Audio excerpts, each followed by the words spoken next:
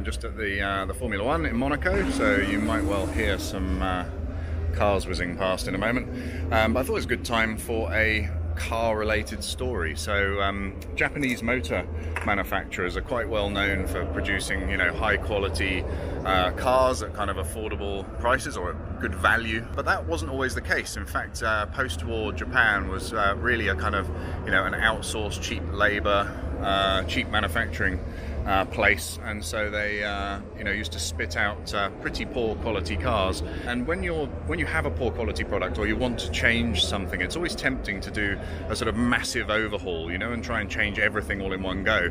But I always love that expression that you don't get thin from one salad and you don't get fat from one pizza. And so there was actually this guy called, I think his name was William Edward Deming.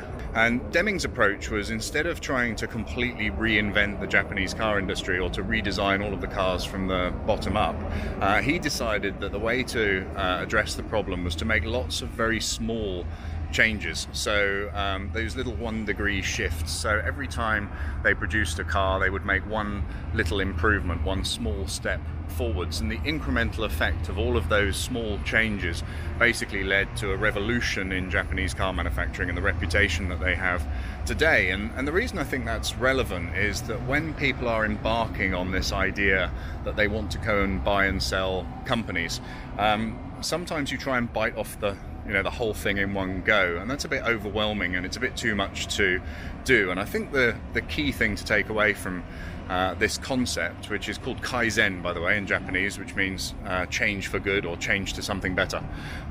So the concept behind this Kaizen is that you basically make these small incremental changes. So, instead of having the pizza, have the salad, and start to make these little tiny tweaks.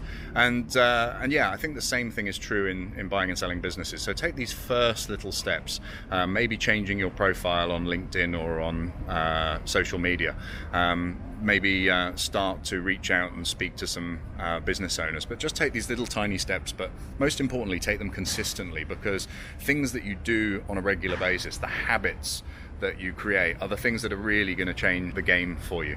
And it's all about not only taking those steps, but taking those steps really consistently. So get that sort of consistency and get that Kaizen into your approach. Now, we started the Harbour Club back in 2009 with just 4 people, and since then, every time we've done a Harbour Club, we've made a 1-degree shift, a little improvement.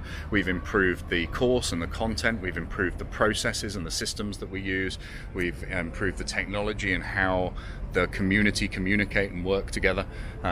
We've changed the course materials and the content and the stuff that you actually get given to take away with you after you come on the course. And now, 10 years on, when I'm making this video, it's now 10 years since we started the Harbour Club, we really have an unparalleled product in the marketplace. There is no other program that has so many past delegates who have been successful, so many deals being done on a daily basis, so many new and innovative deal structures and ideas, some of which are trademarked by us, so other people literally can't use them. Yeah, so many different ways of tackling this issue. So just by us making those small incremental steps every time we delivered one of the Harbour Club programs, we've really turned it into something which is quite incredible.